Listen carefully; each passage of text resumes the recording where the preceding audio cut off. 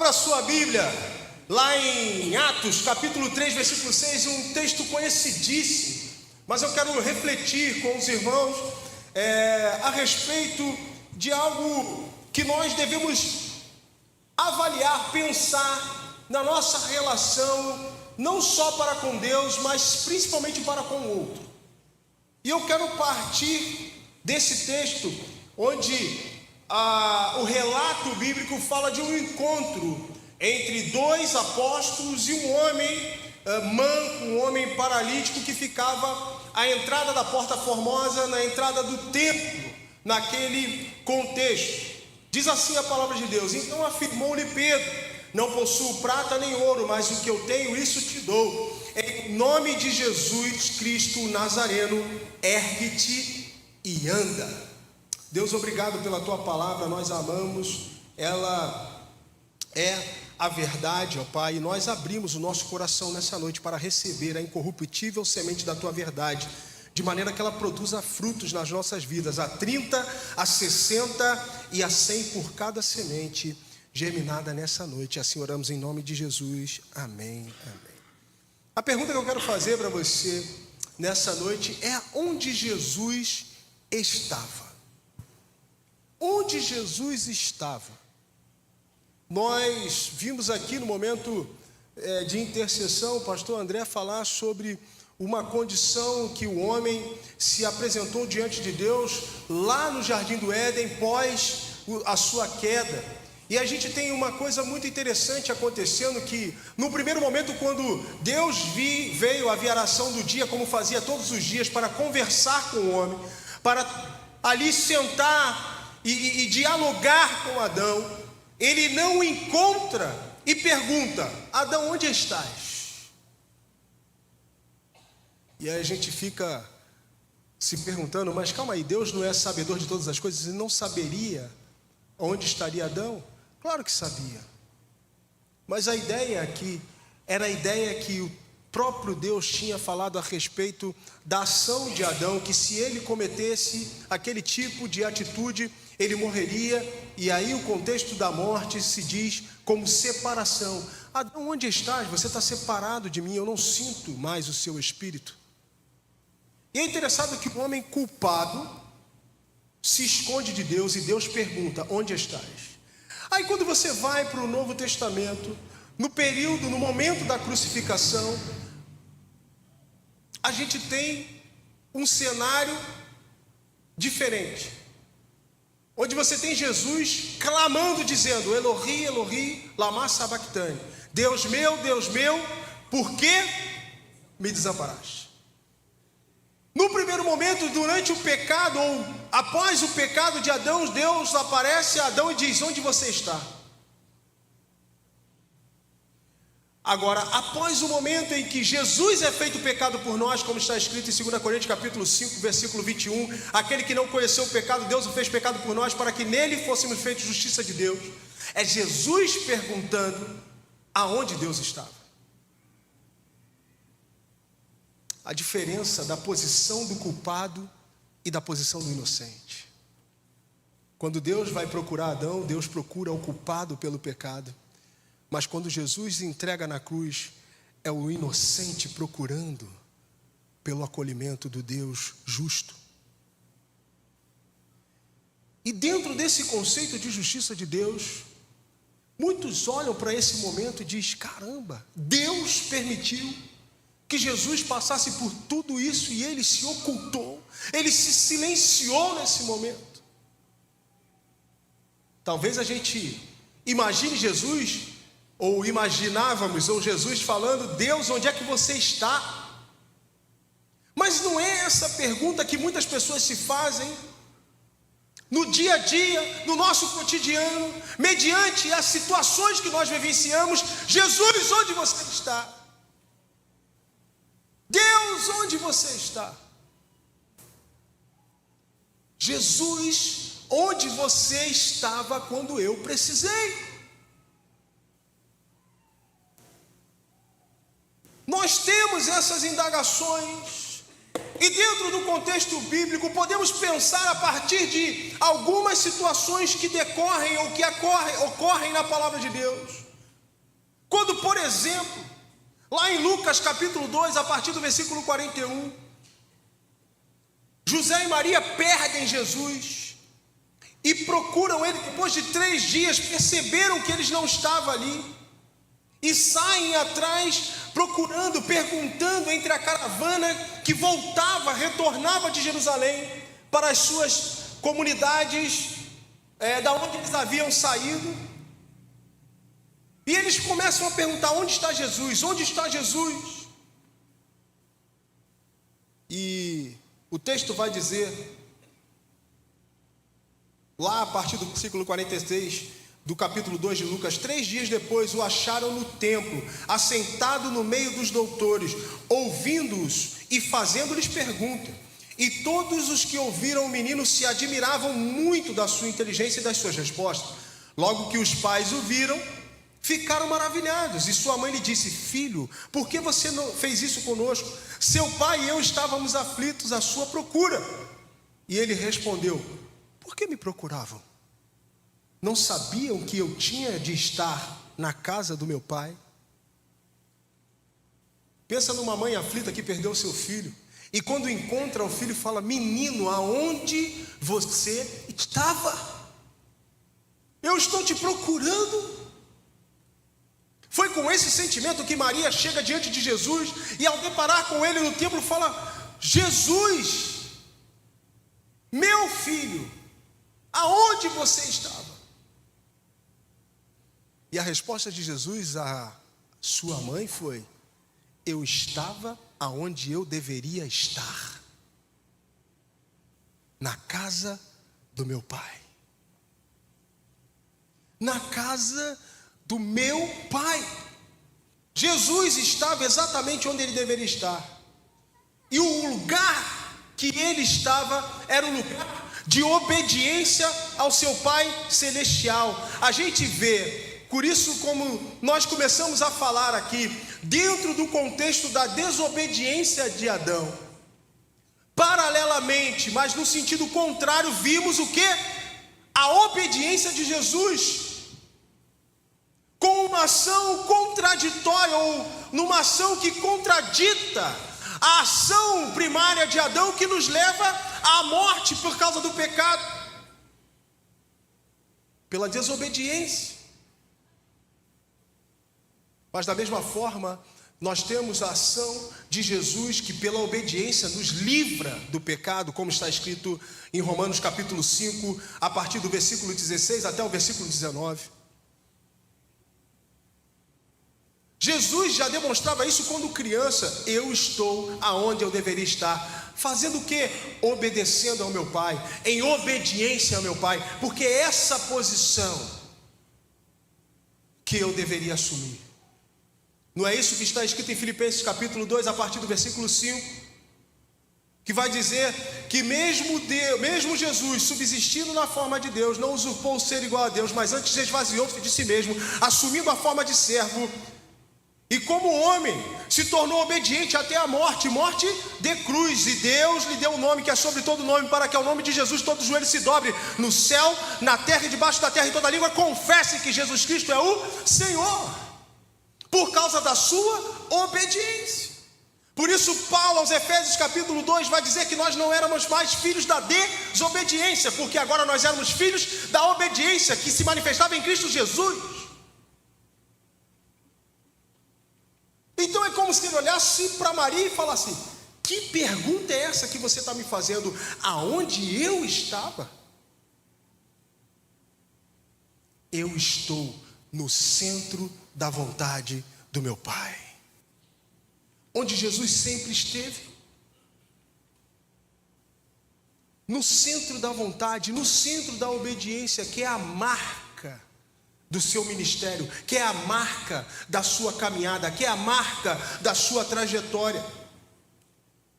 João capítulo 6, versículo 38 a 40, Jesus vai dizer: porque eu desci do céu, não para fazer a minha própria vontade, mas a vontade daquele que me enviou. E a vontade de quem me enviou é esta: que eu não perca nenhum de todos os que ele me deu. Pelo contrário, eu ressuscitarei no último dia. De fato, A vontade do meu Pai é que todo aquele que vir o Filho e nele crer tenha a vida eterna, e eu ressuscitarei no último dia. Entenda uma coisa: Jesus não veio ao mundo para ser filho de José e Maria. Ele veio ao mundo para ser manifestado como filho de Deus.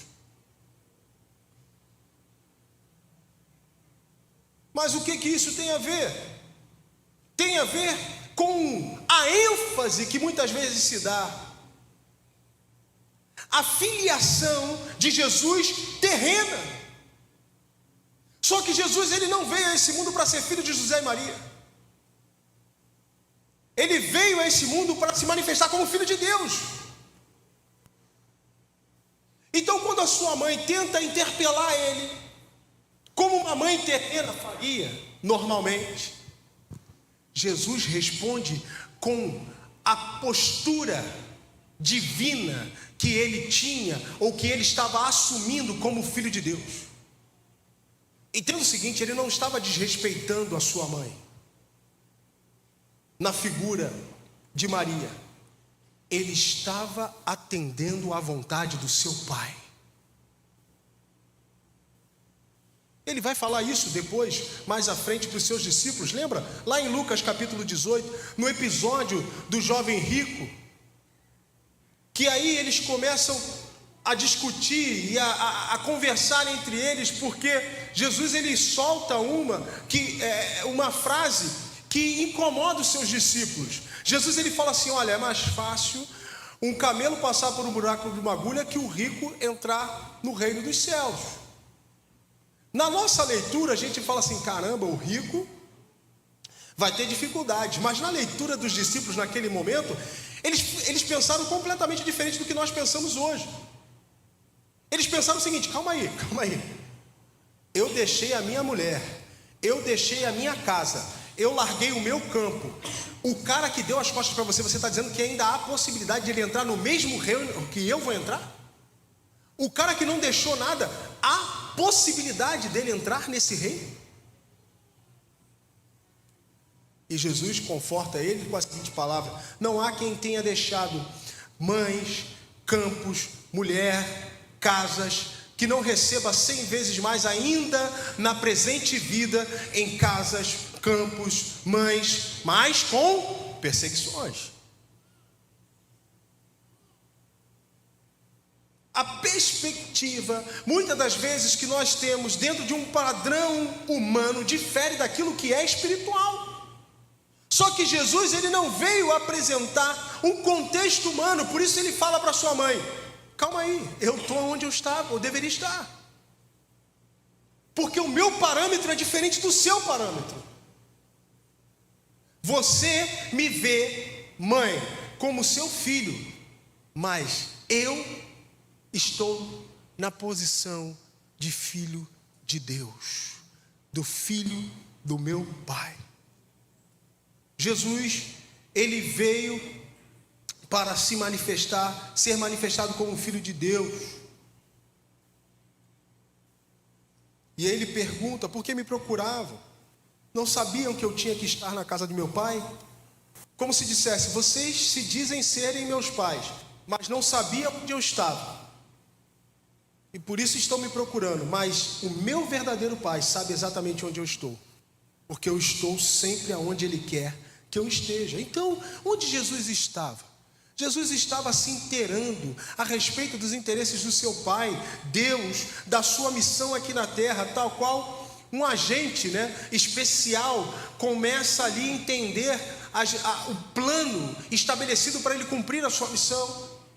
E que missão era essa? A missão descrita por apóstolo Paulo em 2 Coríntios capítulo 5, versículo 18 e 19, que vai dizer que Deus estava em Cristo reconciliando consigo mesmo o mundo. A missão de reconciliar o mundo com Deus. Jesus estava onde deveria estar. Mas onde Jesus estava quando o pai do menino epilético procurou por ele? Lá em Marcos capítulo 9, ao versículo 14. Quando eles se aproximaram dos outros discípulos, viram numerosa multidão ao redor deles e os escribas discutindo com eles. E logo toda a multidão ao ver Jesus ficou surpresa e correndo até ele o saudavam. Então, Jesus perguntou: o que é que vocês estão discutindo com eles? E um do meio da multidão respondeu: mestre, eu trouxe até o Senhor meu filho, que está possuído de um espírito imundo, um espírito mudo, e este, sempre que se apossa dele, lança-o por terra, e ele espuma, arranja os dentes e vai definhando. Pedi aos seus discípulos que os expulsassem, mas eles não puderam. Então Jesus exclamou: ó geração incrédula, até quando estarei com vocês? Até quando terei de suportá-los? Tragam um menino até aqui. Eles trouxeram. Quando ele viu Jesus, o espírito imediatamente agitou o menino com violência, e caindo por terra, revolvia-se espumando. Jesus perguntou ao pai do menino: há quanto tempo isso está acontecendo com ele? O pai respondeu: desde a infância. E muitas vezes os tem lançado no fogo e na água para o matar. Mas se o Senhor pode fazer alguma coisa, tenha compaixão de nós e ajude-nos. Ao que respondeu: se o Senhor pode, tudo é possível ao que crê. E imediatamente o pai do menino exclamou: eu creio, ajuda-me na minha falta de fé. Vendo Jesus que muita gente estava se reunindo, repreendeu o espírito imundo e dizendo-lhe: espírito mudo e surdo, eu ordeno a você, saia deste menino e nunca mais entre nele. E ele, gritando e agitando-o muito, saiu, deixando-o como se estivesse morto, a ponto de muitos dizerem: morreu. Mas Jesus, tomando pela mão, o ergueu e ele se levantou. Vamos lá. Imagina você, pai, mãe, chegando no hospital com seu filho no colo, numa situação desesperadora, inconsciente, e você diante do médico, pedindo, clamando: médico, salva o meu filho. E o médico começa: tá, mas há quanto tempo ele está assim? Há quanto tempo isso acontece? Por que isso? Por que aquilo? Qual seria a sua reação? Meu irmão, salva o meu filho. Eu não quero saber, eu não quero responder um questionário agora. Eu quero que você resolva. Entenda esse pai, diante de Jesus, o menino se debatendo, possuído, e Jesus perguntando: tá, mas há quanto tempo isso acontece? E o menino lá. E o pai, desde a infância. Tá, e é natural? É normal? Ele toma o quê? Até o momento que o pai, irritado, faz a seguinte pergunta: olha só, se você puder resolver, resolve. Se você pode fazer alguma coisa, faça. E eu, quando leio a Bíblia, eu sou muito, eu desenho, tá? Eu imagino a cena. Eu imagino Jesus botando a mão no peito e falando assim: como? Se eu posso? É sério? Você está ouvindo isso aqui? É sério? Se eu posso? Meu amigo, você pode crer? Porque fazer eu sei que eu posso. A questão, o problema aqui não é meu, é seu. E esse pai entende a fala de Jesus e fala: ajuda na minha incredulidade. Entenda uma coisa: Jesus não se move pelo seu desespero, Jesus se move pela sua fé. Não é a sua fé que manifesta, que faz com que o poder, não é o seu desespero que faz com que o poder de Deus se manifeste, é a sua fé. Não adianta ficar desesperado, porque é a fé que move o poder de Deus. Quando esse homem falou: eu creio, o que Jesus fez? Agiu. Até o ponto dele crer. Mas pense que antes, Jesus estava no Monte da Transfiguração com outros 3 discípulos. Ali ele revela a sua divindade para esses 3 discípulos, se transfigurando. E ao descer encontra esse cenário, uma realidade de vida cristã na terra. Nesse ponto, Jesus se posiciona em 2 frentes. A primeira, ele se vira para os seus discípulos e diz: vocês são uma geração incrédula. Até quando eu vou estar com vocês? Depois ele se vira para o pai e diz: você precisa aprender a crer. Então, o ponto central do posicionamento de Jesus neste contexto é a fé. Então muitas pessoas perguntam: Jesus, onde você está? Jesus, onde você estava? Jesus, ele responde: eu estava, eu estou na fé, na centralidade da fé. E não é isso que Paulo fala nos Romanos no capítulo 10, versículo 17? A fé vem pelo ouvir e ouvir pela pregação da... E quem é a palavra? Quem é a palavra? Jesus. A Bíblia não fala que a palavra se fez carne e habitou entre nós, cheio de graça e de verdade. Nós vimos a glória dele como a do unigênito do Pai. A centralidade da palavra produz fé no nosso coração, que não nos permite nos desesperar, mas nos permite nos enxergar onde Jesus está. Aonde Jesus está onde Jesus está no meio desse problema? Na fé, na palavra, naquilo que me sustenta, naquilo que me permite caminhar, naquilo que me permite continuar, avançar, independente das circunstâncias. A dificuldade que os crentes têm de crer reside no fato de um afastamento gradual da realidade que é apresentada na palavra de Deus. O que diz Hebreus capítulo 11, versículo 1? Que a fé é o firme fundamento das coisas que se esperam e convicção dos fatos que não. O que é um fato? O jornal noticia fatos. O jornal não pode noticiar eventos futuros ou eventos que podem acontecer ou não. Ele tem que noticiar fatos. Fatos são coisas que aconteceram. E a palavra de Deus vai dizer que a fé, ela é a convicção em fatos que não se veem. Eu não estou vendo uma série de coisas. Eu não vejo solução para o meu país. Eu não vejo solução para a minha cidade. Eu não vejo solução para a corrupção. Mas quais são os fatos que estabelecem a nossa fé em Cristo Jesus? Um Deus que já revelou a sua justiça na sua palavra. É ou não é? Um Deus que já manifestou as soluções que nós precisamos hoje na sua palavra. Os fatos existem? Existem. Eu não vejo? Não vejo, mas eles estão presentes.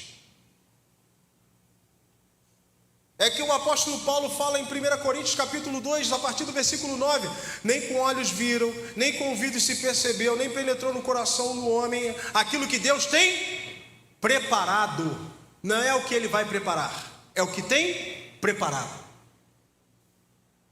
Mas pastor, eu não vi, eu não ouvi, nem entrou no meu coração. Não importa, já está pronto. Mas como que eu acesso isso? Pela fé. Eu tenho que crer. Eu tenho que crer. Hoje, cada vez mais, estamos vivendo mediante a uma fé natural, em detrimento de uma fé genuína e espiritual. A fé natural é o assentimento mental, é o pensamento positivo. Sabe aquele negócio, vai dar certo, mas no primeiro entreveiro, a gente desiste dessa fé. Porque é uma fé natural, que ela está focada naquilo que se vê. E a fé real, espiritual, ela é focada naquilo que a gente não pode ver, a gente não enxerga. É a respeito dessa fé. Essa fé que Hebreus 11:6 vai dizer que sem ela é impossível agradar a Deus. Por quê? Deus, como diz João capítulo 4, versículo 24, vai dizer o quê? Deus é espírito. Deus é um ser espiritual. Nós somos seres naturais. Sim ou não? Como nós, seres naturais, conseguimos nos relacionar com o ser espiritual? Mediante a fé. A fé espiritual é o que permite nós, seres naturais, nos relacionarmos com Deus, que é um ser espiritual. Se não for por ela, não tem como. Por isso que sem fé é impossível agradar a Deus.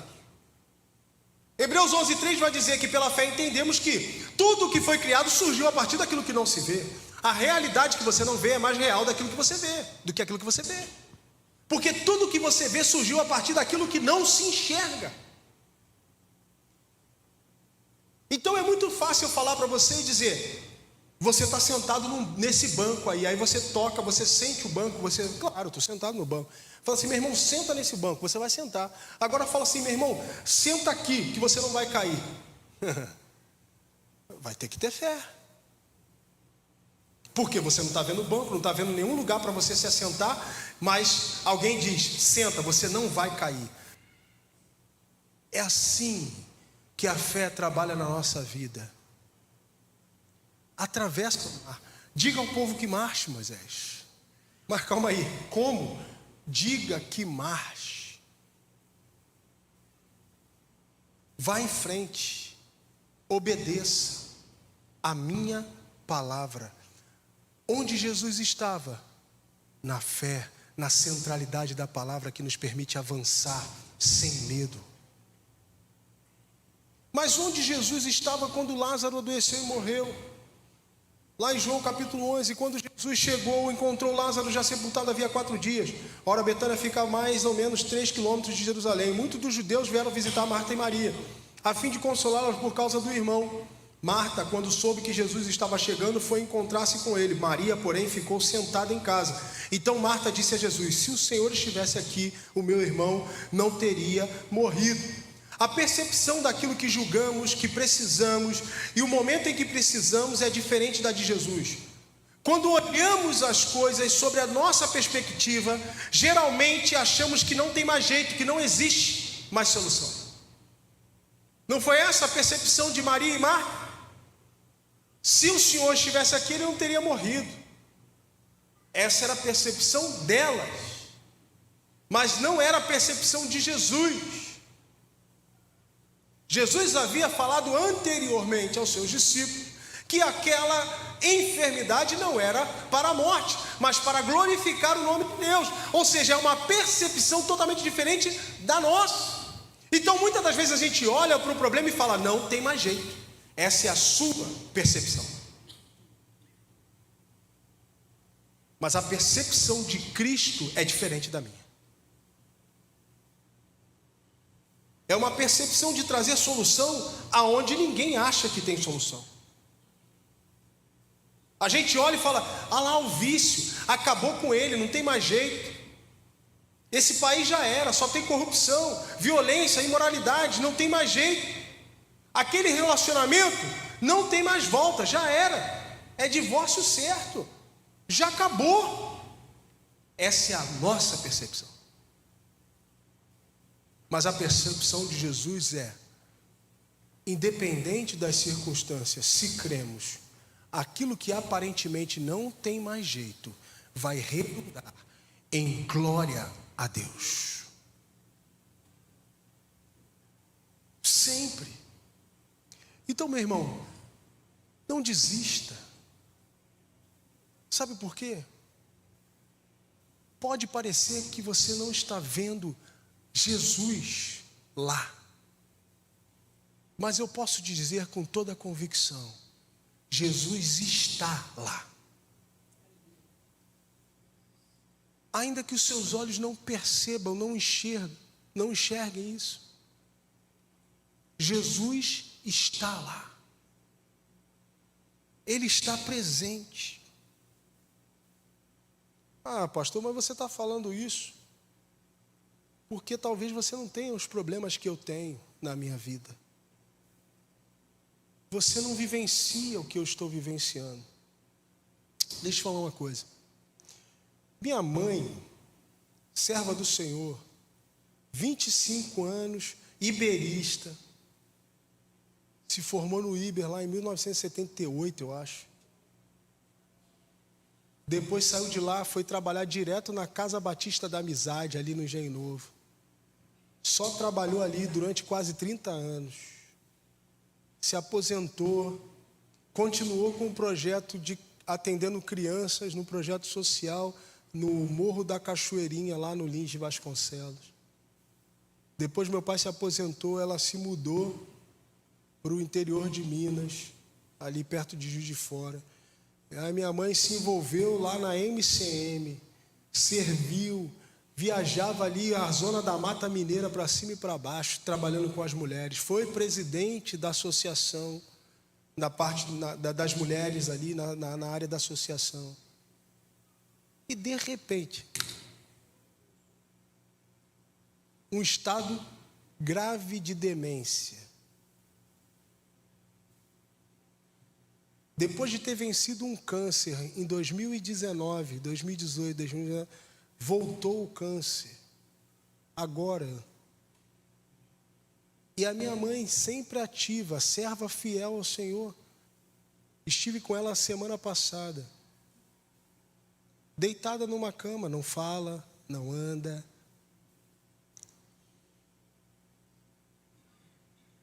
E você pode pensar, pastor, mas dentro desse cenário, Jesus está lá? Está. Está. Mas se ela não se levantar, se ela não for curada, Jesus continua lá.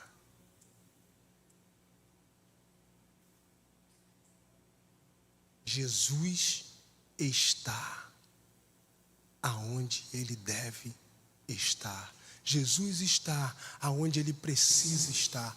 Ainda que os meus olhos olhem para a situação e digam, não tem jeito, Jesus está lá. Porque a percepção que nós temos é diferente da dele. Maria e Marta achavam, não tem jeito, quando Jesus chega, as coisas se transformam. O modo e o tempo de Jesus agir é diferente do nosso. A sua hora é perfeita, a sua maneira é mais linda, como diz a canção. Ele não chega atrasado. Quando chegamos a esse ponto, a nossa tendência é lamentar e nos esquecemos de um Jesus que pode mudar toda e qualquer realidade, por mais impossível que seja. Então, onde Jesus estava, quando Maria e Marta lamentavam, quando Lázaro estava indo à beira da morte, Jesus estava lá, esperando o momento certo de agir segundo os planos de Deus. Jesus não age a partir daquilo que achamos que seria melhor, mas sim a partir daquilo que é o melhor para Deus. Sabe quando a gente lê Romanos capítulo 12, versículo 2, e o texto vai dizer que nós não devemos nos conformar com esse mundo onde há, mas devemos transformar pela renovação da vossa mente, para que a gente experimente qual seja a boa, perfeita e agradável vontade de Deus. E uma vez, há uns anos atrás, fui consolar uma irmã que tinha acabado de perder o seu marido por câncer, e eu fui falar para ela, a única palavra que me via no coração era: a vontade de Deus é boa, perfeita e agradável. Depois eu entrei em crise com isso, porque eu falei, caramba, como que eu fui falar para uma pessoa em luto que a vontade de Deus é boa, perfeita e agradável? E aí o Espírito de Deus me fez entender o significado disso. A vontade de Deus é perfeita porque é dele. Porque se tiver 1% da minha vontade, não é mais a vontade perfeita de Deus, é a minha vontade. A vontade de Deus é perfeita porque não admite acréscimo e nem decréscimo. Se eu preciso acrescentar algo à vontade de Deus, ela não é perfeita. Se eu consigo tirar algo da vontade de Deus, ela não é perfeita. Por isso que Paulo vai dizer, a vontade de Deus é perfeita. De nada se acrescenta e nada se retira. Ela é boa. Boa para quem? Para ele, não para mim. A vontade de Deus é boa para os planos de Deus, para os propósitos de Deus, para aquilo que Deus está estabelecendo, não para aquilo que eu quero, senão não é a vontade dele, é minha. Isso eu aprendi com a minha esposa lá em 2011, indo pro 2011, 2012, indo lá pro encontro da JBC. E eu entrei no ônibus lá na Praça da Bandeira e entrou um pessoal falando umas besteiras. Eu sentado, eram 11 horas da noite, a gente estava na frente da convenção. Eu já sentado no ônibus, e o pessoal falando umas besteiras, falando mal dos outros, falando mal de pastor. E eu, cara... E eu lembro, falei assim para ela, falei, vamos embora. Falei para minha esposa, vamos embora. Ela, como assim? São 11 horas da noite. Eu falei, não, a gente desce aqui, pega um táxi, vamos embora. Ela, mas por quê? Eu falei, tá vendo, eu não vou jogar pérola aos porcos. Eu estudei, me preparei para poder levar um ensinamento para quem não quer ouvir. Eu não vou. Falei para ela, eu não vou jogar pérola aos porcos. E aí a minha esposa falou assim para mim, mas você não está fazendo a vontade de Deus? Eu falei, então, estou fazendo a vontade de Deus. Ela, mas você não quer ir? Eu falei, não quero ir. Ela falou, então, sabe quando você está fazendo a vontade de Deus? Eu falei, como? Quando você não está fazendo a sua vontade.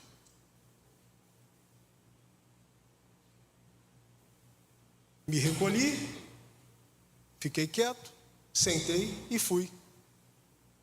Porque é exatamente isso. A gente está fazendo a vontade de Deus quando não está fazendo a nossa. Então o sentimento é esse mesmo, eu não quero fazer. Opa, então isso está indicando alguma coisa. Porque a vontade de Deus é boa para Ele. É agradável a Ele. É o que agrada a Ele, ou é você que tem que ser agradado? Quem é que tem que ser agradado na história? É você, sou eu ou é Deus? Então é Deus, a vontade dele é perfeita por causa dele, porque ele é perfeito, não se admite acréscimo, a vontade é boa para ele e é agradável a ele. Então a perspectiva que nós temos daquilo que é bom, daquilo que vai dar certo, daquilo que vai funcionar, não pode partir dos nossos olhos, pode partir daquilo que Jesus está vendo, da perspectiva dele. Para Marta e Maria, falou, já está morta há 4 dias, já está fedendo, cheirando mal. Não foi isso que eu perguntei. Retira a pedra. Obedeça. Eu vou dar a solução de acordo com aquilo que eu vejo. Onde Jesus estava quando as mulheres visitaram o seu túmulo? Lá em Lucas capítulo 24, elas chegaram de manhã e já não encontravam Jesus. É impressionante o número de pessoas que buscam por Jesus aonde ele não está. Já percebeu? Quantas religiões, quantos engodos, quantos lugares. Eu tive a oportunidade lá em São Paulo de falar para um grupo de médicos do Hospital Albert Einstein. E aí me chamaram lá, junto com outros religiosos lá, para poder falar sobre o impacto da religião no momento ali da enfermidade, no hospital, né, num leito de morte, muito para orientar os médicos, principalmente residentes, né, naquele sentido, né, como se fosse uma espécie de pesquisa, né? E eu fui falar para esse grupo de médicos, né? E é interessante porque eu fiquei por último para falar, né? O único pastor, o padre e o rabino correram, na última hora desistiram, né? Aí tinha lá um representante do islamismo, um representante da Umbanda, outro lá do xamã, né? Não sei também. Hinduísmo e um monte de ismo lá, né? E espiritismo. E eu fui ouvindo e cada um falando. E o casal que me convidou para falar, ele falou assim: pastor, eu pensei que o cara lá, o xamã, ia pular no seu pescoço, porque você falava e ele ficava olhando assim, atravessado. Eu falei, mas o Filhos da Treva fica nervoso mesmo, não tem jeito. E a gente estava ali, e eu fui falando depois, né? Eles foram falando. E aí estavam me atropelando, eu não falei nada. E quem me deu a palavra foi o representante do Islã lá. Ele falou assim: mas eu quero ouvir o pastor, o que o pastor tem a dizer. Aí eu falei: agora é a minha vez. E aí, toma-lhe Bíblia. Pá, pá, pá. Mas é impressionante como as pessoas têm buscado a Deus nos lugares aonde Ele não está. E elas encontram qualquer outra coisa, menos Jesus.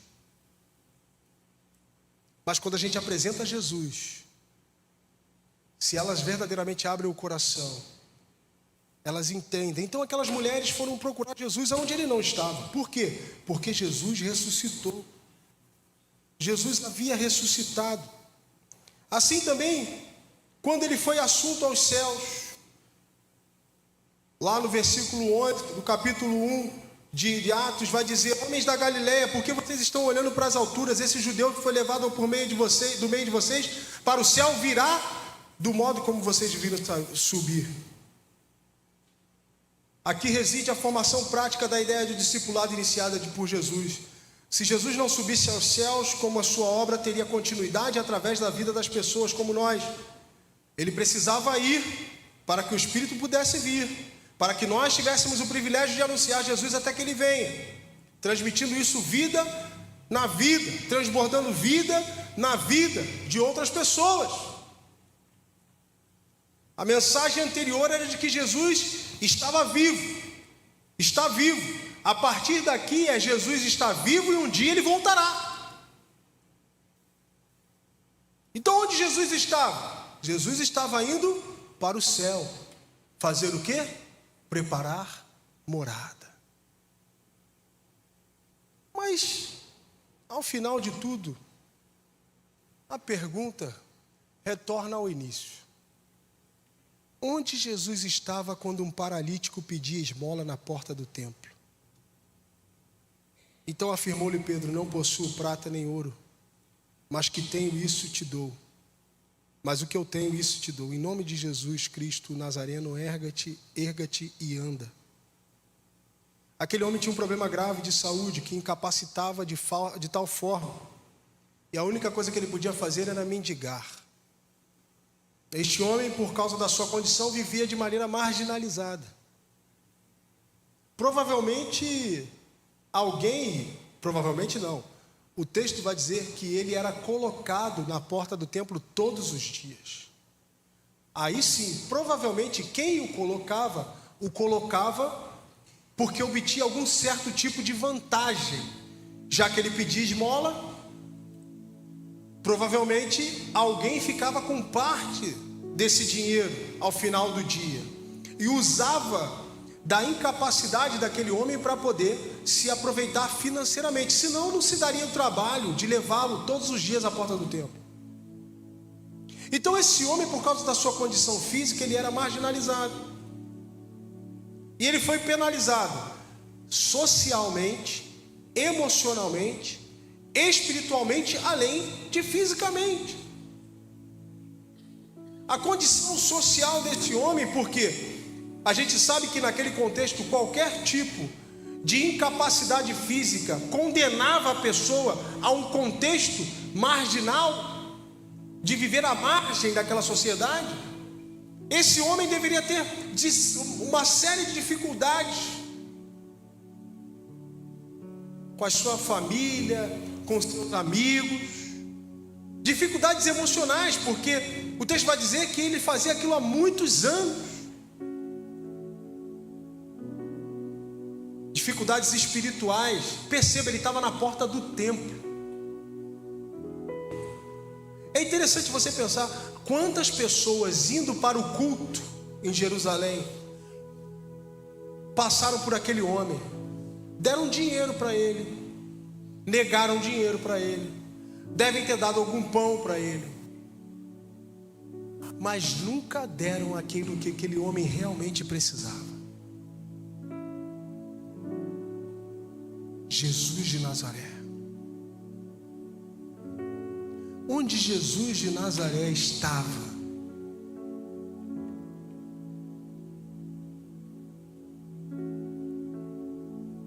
Pedro e João se viram para aquele homem e falam: eu não tenho prata e nem ouro, mas o que eu tenho, Jesus de Nazaré, isso eu te dou.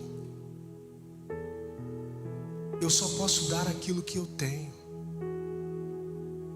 Perceba que todos os que passaram por ele e o ignoraram, não puderam dar Jesus para ele, porque eles não tinham Jesus para dar.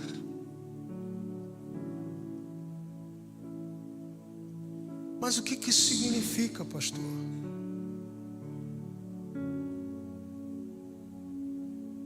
Da mesma forma que Jesus estava na vida de Pedro e João, Jesus está na sua vida. Você pode não ter prata, Você pode não ter ouro. Você pode ter até não ter nenhum real na sua conta bancária. Mas se você tem Jesus de Nazaré, você tem algo para oferecer a alguém sempre. Sempre. Pensa que aquele dia, aquele homem acordou, foi colocado no mesmo lugar como era de costume, como acontecia todos os dias, mas ele não fazia ideia de que aquele dia seria diferente. Ele ia se encontrar com a cura, não só física, mas a cura emocional, social e principalmente espiritual. Ele se encontrou com Jesus de Nazaré através da vida de Pedro e João. Quando Jesus encontra com alguém, essa pessoa tem um encontro com Jesus, Jesus transforma a realidade dessa pessoa por completo. Porque Jesus estava exatamente onde ele deveria estar.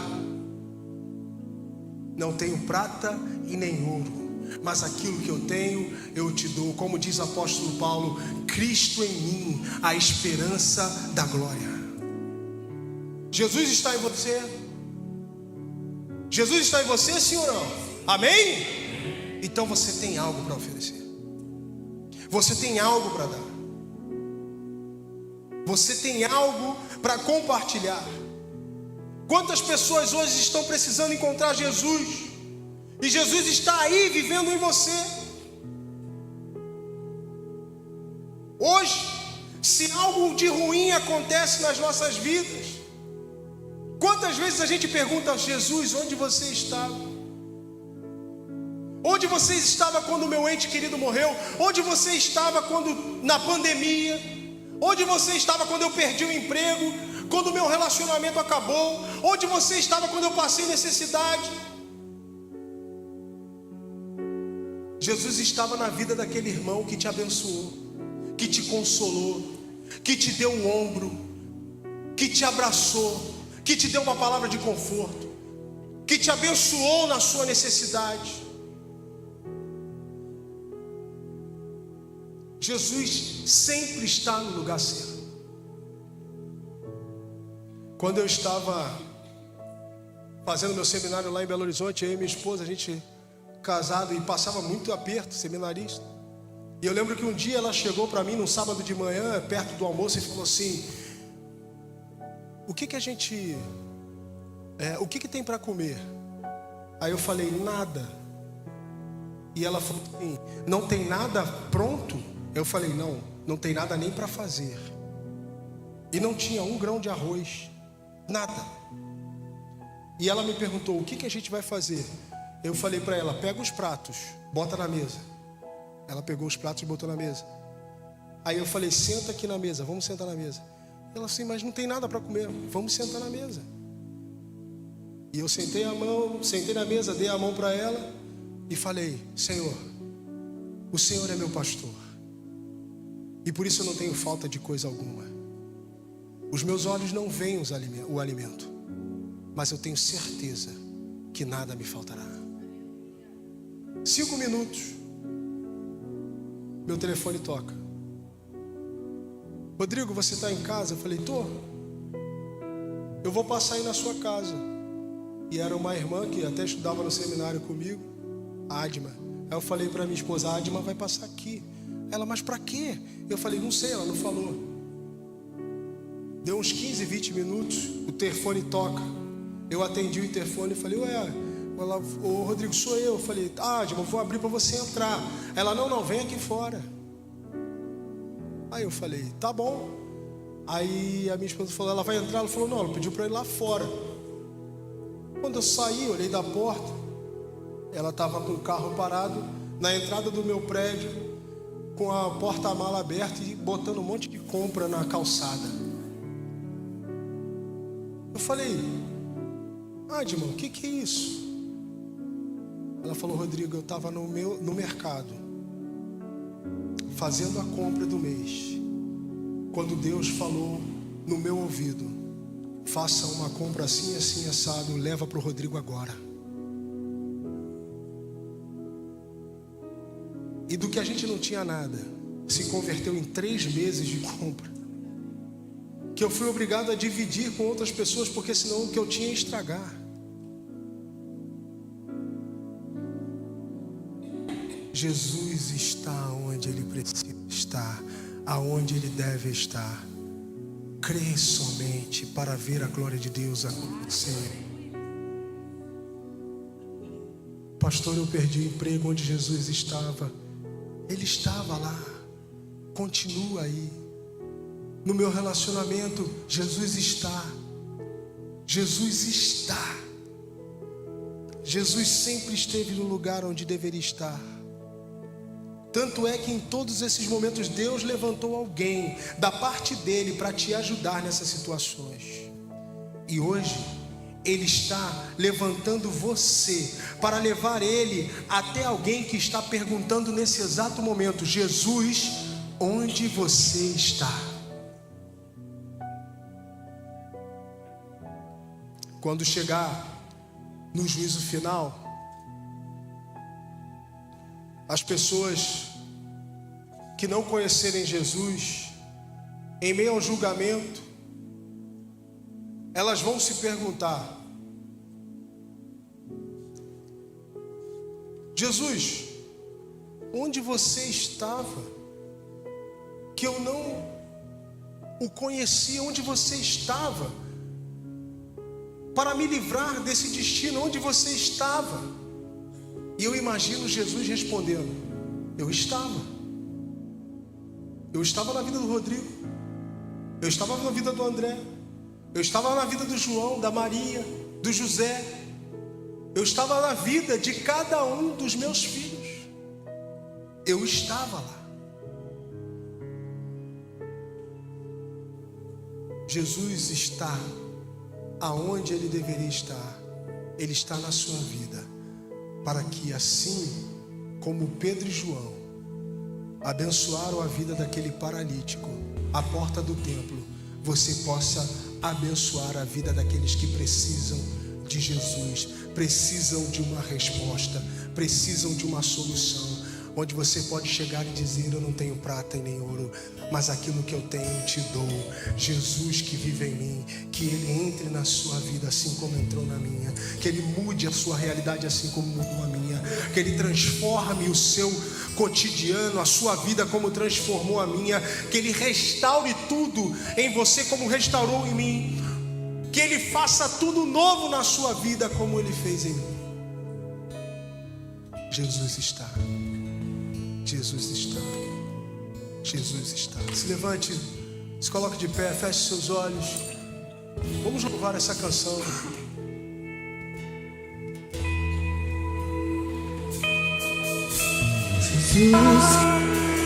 Senhor, Teu nome é poderoso, Pai. O nome de Jesus, nome que é sobre todo nome.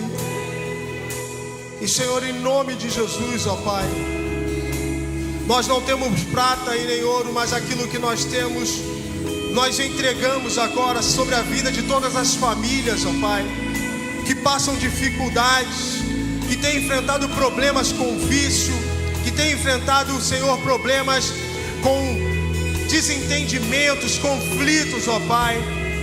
Nós, Senhor, em nome de Jesus, ó Pai, declaramos, ó Pai, o nome de Jesus sobre a vida, Senhor, desta casa, sobre essas famílias, ó Pai, trazendo restauração, renovo, ó Pai, libertação, ó Pai, em nome de Jesus, convertendo, Senhor, o coração dos pais aos filhos e dos filhos aos pais, ó Pai.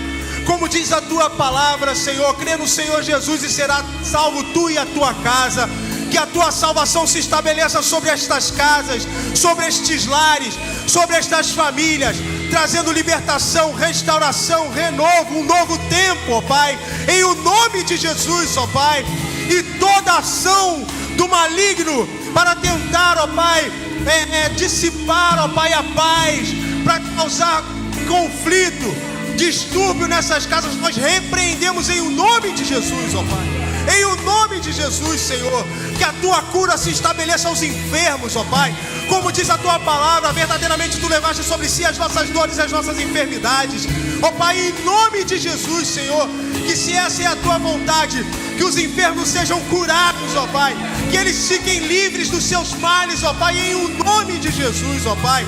Em o nome de Jesus, Senhor, que a restauração financeira, Senhor, seja sobre os lares, ó Pai.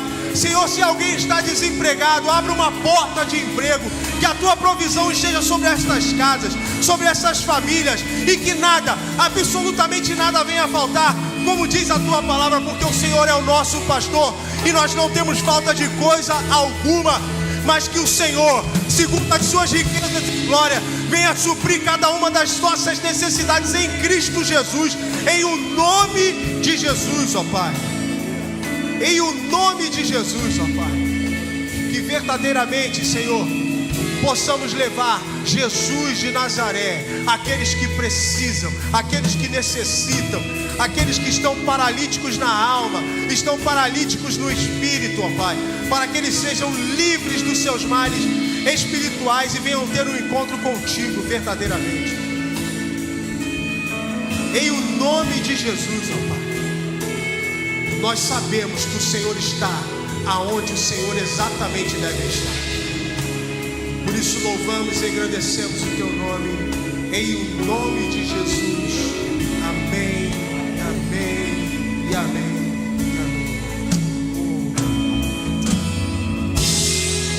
Amém. Deus te abençoe, em nome de Jesus.